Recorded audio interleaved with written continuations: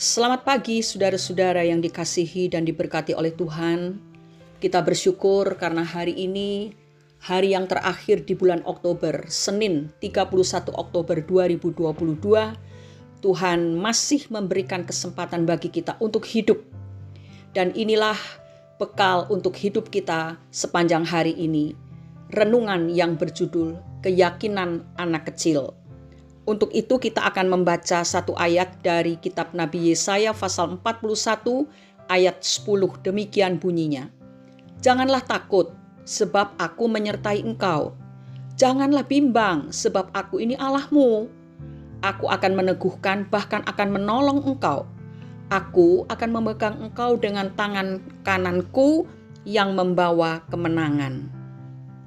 Saudara-saudara, ada seorang ibu yang baru saja berbelanja bersama gadis kecilnya yang berumur 6 tahun. Anak gadis itu berwajah cantik dan polos. Saat itu hujan turun begitu lebat dan mereka berdiri di bawah tenda persis di depan pintu sebuah minimarket. Di situ banyak orang berdiri menunggu hujan berhenti. Ada yang menggerutu, ada yang menunggu dengan pasrah. Ada juga yang memandang kepada titik-titik hujan yang turun. Sepertinya orang itu mengagumi kuasa Tuhan lewat hujan yang membasahi bumi. Saudara-saudara, tiba-tiba ada suara yang manis keluar dari mulut gadis kecil itu. "Ma, ayo kita berlari menerobos hujan." "Apa?" kata ibunya. "Kita berlari menerobos hujan, Ma," ulang gadis kecil itu lagi. "Tidak sayang, kita akan menunggu hingga hujan reda," jawab ibunya. Gadis kecil itu nampak terdiam beberapa menit. Kemudian ia berkata lagi, "Ayo Ma, kita berlari menerobos hujan." "Kita akan basah kuyup nak," jawab ibunya. "Tidak Ma, bukankah itu yang Mama katakan tadi pagi?"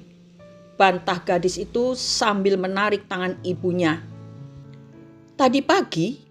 Kapan Mama pernah mengatakan bahwa kita akan berjalan di tengah hujan dan tidak basah?" tanya ibunya. "Mama tidak ingat ya? Waktu Mama berbicara kepada Papa mengenai penyakit kanker Papa, Mama bilang jika Tuhan bisa menolong kita melalui masalah ini, Tuhan bisa menolong kita melalui segala bentuk kesulitan." Semua orang yang mendengar kata-kata gadis kecil itu terdiam. Sehingga yang terdengar saat itu hanya gemericik air hujan. Semua orang yang di situ berdiri terpaku. Untuk sesaat suasana menjadi begitu hening. Ibu gadis kecil itu juga terdiam sejenak. Ini adalah waktunya gadis kecil itu mendapatkan bukti mengenai apa yang dikatakan oleh ibunya. "Sayang, kamu benar. Mari kita berlari menembus hujan. Jika Tuhan mengizinkan kita basah, mungkin kita hanya perlu mandi dan mengganti pakaian," kata ibunya. Setelah itu mereka pun berlari menembus hujan. Orang-orang yang masih berteduh, mereka tersenyum semua, lalu tertawa, lalu mereka juga ikut berlari sambil menaruh belanjaan mereka di atas kepala.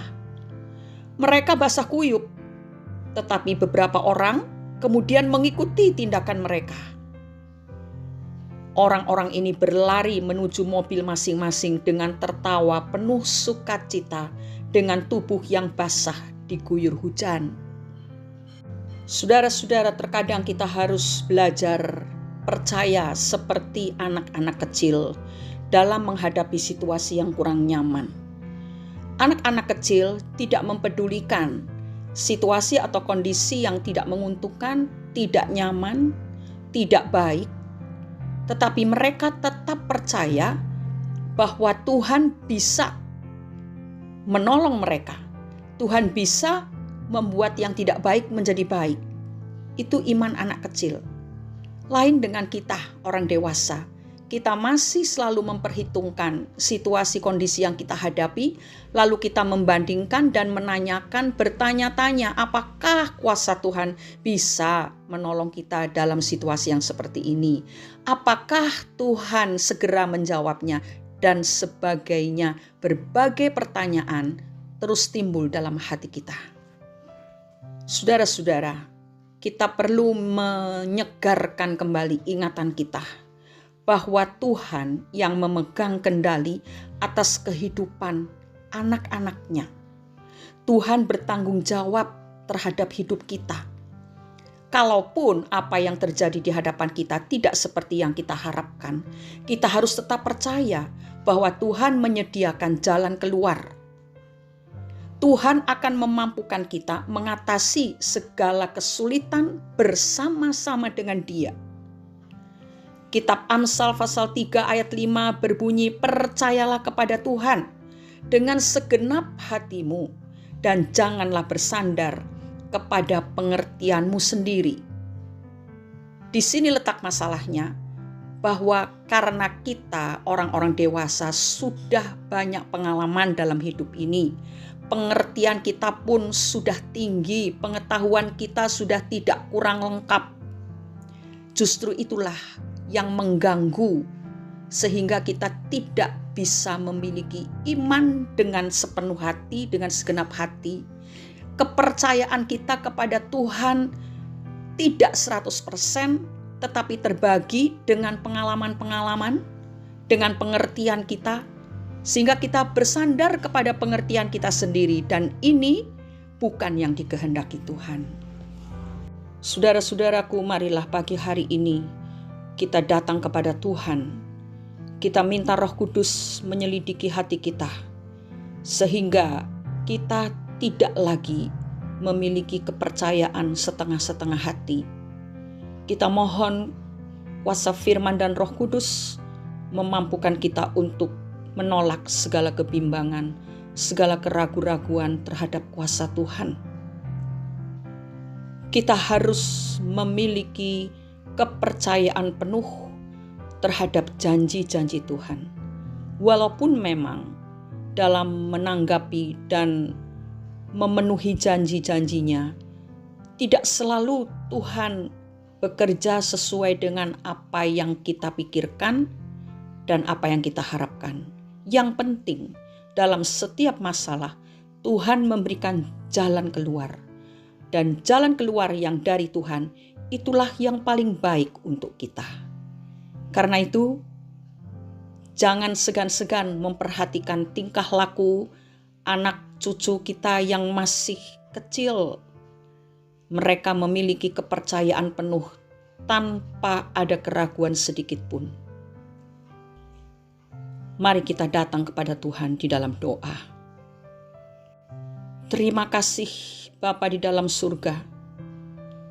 Kami datang kepadamu untuk mohon agar Tuhan memampukan kami untuk memiliki iman seperti anak-anak kecil yang hanya percaya apa yang mereka dengar, bahwa Tuhan sanggup mengubah yang buruk menjadi baik. Tuhan sanggup melakukan apa yang manusia tidak bisa lakukan. Dengan begitu polosnya mereka percaya, dan kami mau memiliki kepercayaan seperti itu. Karena Tuhan berdaulat atas hidup kami. Tuhan bertanggung jawab terhadap hidup kami, dan Tuhan tidak pernah mengingkari janji-Mu. Terima kasih Bapa, kuatkanlah kami supaya kami hidup bukan dengan penglihatan, tapi hidup kami adalah kehidupan karena iman kepada Tuhan Yesus Kristus. Di dalam nama Tuhan Yesus, kami sudah berdoa dan mengucap syukur. Amin. Jangan biarkan logika mengalahkan iman Anda, tetapi biarlah iman melampaui logika Anda. Selamat bekerja saudara-saudara. Tuhan selalu menyertai dan memberkati kita semua. Amin.